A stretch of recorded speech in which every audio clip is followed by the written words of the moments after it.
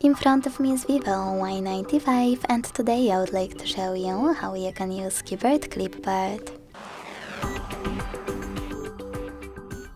First of all, you can simply copy or cut any text.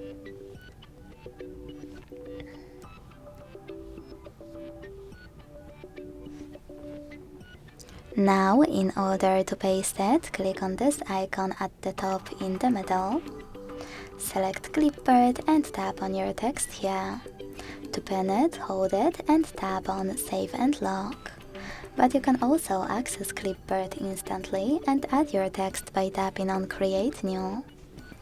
Then type it in or paste it over here, hit Save and Lock, and go back to your Clipboard. To paste your sentences, click on them.